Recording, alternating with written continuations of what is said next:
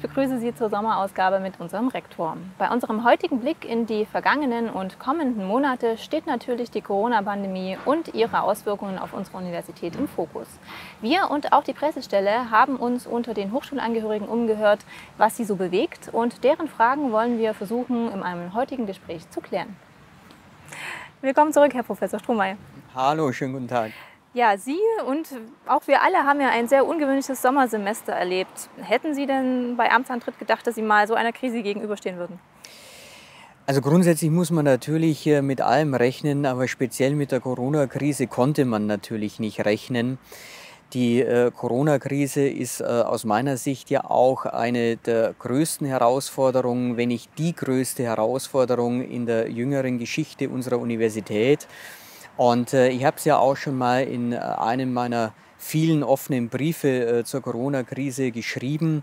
Unsere Verantwortung für Forschung und Lehre, die ja eine unglaublich große und großartige Verantwortung ist, wird seit einiger Zeit sehr stark überlagert von der Verantwortung für die Gesundheit und letztlich ja auch das Leben von Menschen. Und wir versuchen nun dieser Verantwortung so gut wie möglich gerecht zu werden. Und das ist ja auch der Grund, weshalb wir uns im selektiven sowie eingeschränkten Präsenzbetrieb befinden. Und ich weiß natürlich, dass es viele Beschäftigte und auch Studierende gibt, die lieber heute als morgen zur Normalität zurückkehren möchten. Und ich kann das aus einer bestimmten Perspektive natürlich auch sehr gut verstehen. Und das ist ja letztlich auch ein sehr gutes Zeichen, denn es macht ja deutlich, dass die Beschäftigten und Studierenden gern an der TU Chemnitz sind, dass sie gern hier arbeiten und dass sie gern hier studieren. Es gibt aber andererseits auch viele Beschäftigte und Studierende, die in sehr großer Sorge sind, weil wir eben mit einem tödlichen Virus konfrontiert sind. Und Tatsache ist, dass Covid-19 sehr schwere Verläufe nehmen kann, mitunter zum Tod führen kann, im Übrigen auch bei ganz jungen Menschen. Tatsache ist, dass Covid-19 Nachwirkungen, Spätfolgen haben kann, die mitunter gravierend sind. Und Tatsache ist auch, dass wir über das Coronavirus und Covid-19 auch heute noch verhältnismäßig wenig wissen. Und vor dem Hintergrund verfolgen wir das Ziel, unsere Beschäftigten und Studierenden so gut wie möglich zu schützen und natürlich zugleich unser Universitätsleben soweit möglich, soweit verantwortbar, soweit vertretbar aufrechtzuerhalten. Und ich will an der Stelle durchaus die Gelegenheit nutzen und mich ganz herzlich bei den Mitgliedern und Angehörigen der TU Chemnitz bedanken. Zum einen für das Verständnis für die eingeleiteten Maßnahmen, zum anderen aber auch für das unglaublich große Engagement bei der Bewältigung der Krise. Ja, inzwischen ist es ja so, dass viele Schulen und Kitas schon wieder geöffnet haben, und bei uns an der Universität werden noch sehr restriktive Regeln eingehalten. Jetzt ist es ja bestimmt nicht ganz so einfach, in solchen schwierigen Situationen da immer die Balance zu finden. Können Sie uns denn vielleicht kurz erklären, wie Sie Ihre Entscheidungen treffen? Vielleicht nur ganz kurz zu den Lockerungen in anderen Bereichen, die Sie ja angesprochen haben. Wir haben ja vor nicht allzu langer Zeit einen regelrechten Lockerungsmarathon erlebt, und ich will an der Stelle ganz offen sein. Ich bin mir nicht so ganz sicher, ich weiß nicht, ob alle Lockerungen tatsächlich sinnvoll waren. Ich weiß nicht, ob einige Lockerungen nicht doch zu weit gegangen sind. Gucken Sie sich mal die aktuelle Situation und die Zahlen an. Und ich weiß auch nicht, ob alle Lockerungen Bestand haben werden. Ich weiß aber durchaus, dass wir in der Verantwortung stehen für die TU Chemnitz, dass wir die Entscheidungen treffen müssen für die TU Chemnitz. Und dass die TU Chemnitz mit über 2300 Beschäftigten, mit über 10.000 Studierenden, mit ihrer großartigen internationalen Vernetzung und vielen anderen Dingen nicht in einen Topf geworfen werden kann mit Kindergärten, mit Schulen oder Restaurants.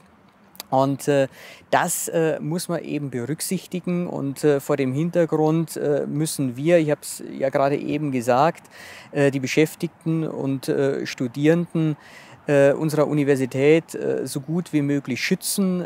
Wir müssen alles daran setzen, dass die TU Chemnitz nicht zu einem Corona-Hotspot wird und wir müssen dadurch natürlich auch verhindern, dass die TU Chemnitz komplett heruntergefahren werden muss. Also indem wir unsere Beschäftigten und Studierenden maximal schützen, sorgen wir natürlich auch dafür, dass unsere Universität funktionsfähig bleibt. So, jetzt habe ich immer wir gesagt und die Frage ist, wer ist wir? Also wer trifft letztlich die Entscheidungen an unserer Universität? Das macht natürlich im Kern das Rektorat. Das Rektorat ist aber eingebettet in einen Krisenstab, den wir bereits im März 2020 gebildet haben und in dem alle Mitgliedergruppen der TU Chemnitz vertreten sind.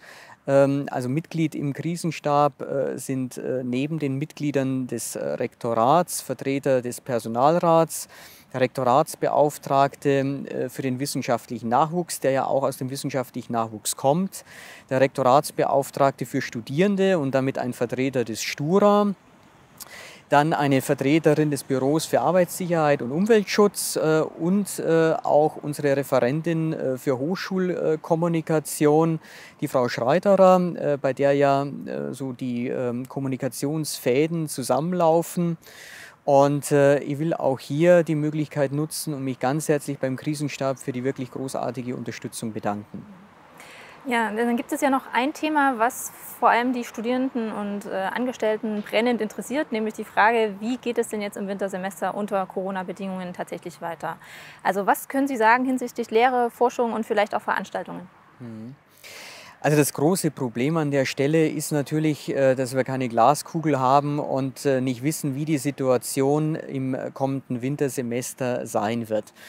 Das Einzige, was wir wissen oder mit hoher Wahrscheinlichkeit vermuten können, ist, dass das Virus nicht weg sein wird, dass wir keinen adäquaten Impfstoff haben werden und dass wir weiterhin mit Beschränkungen leben müssen. Und vor dem Hintergrund haben wir im Krisenstab und Rektorat die Entscheidung getroffen, dass das kommende Wintersemester weitgehend ein digitales Semester sein soll. Allerdings weitgehend, ja, nicht vollumfänglich. Das heißt, um jetzt mal den Bereich Lehre herauszugreifen, es wird durchaus Präsenzveranstaltungen im Bereich der Lehre geben.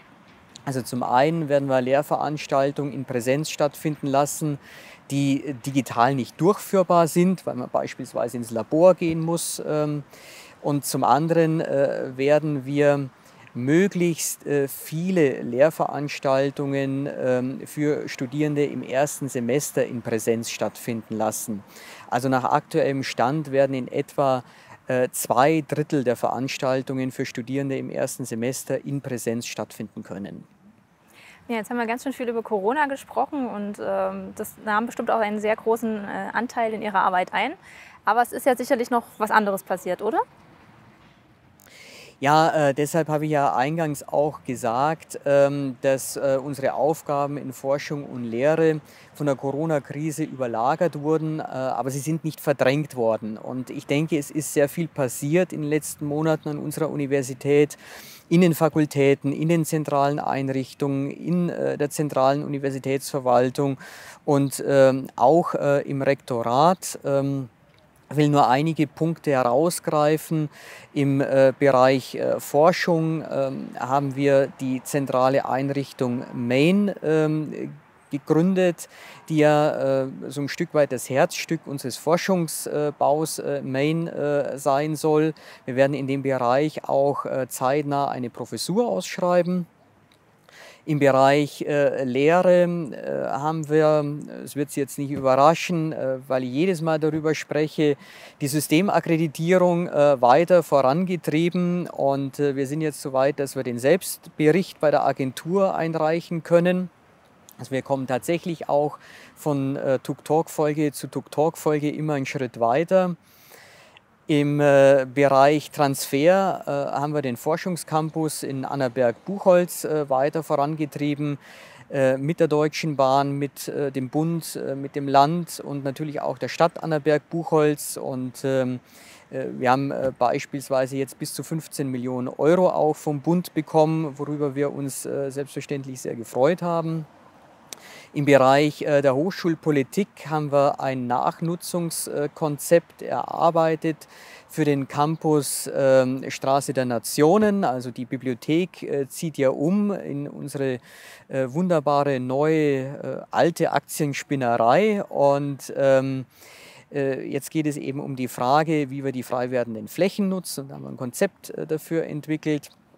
Und im Bereich der Hochschulkommunikation haben wir den Kandidatinnen und Kandidaten für die OB-Wahl Wahlprüfsteine vorgelegt und mittlerweile liegen ja auch die verschiedenen Stellungnahmen vor. Also Sie sehen, es ist durchaus einiges passiert und es wird auch im Wintersemester einiges passieren.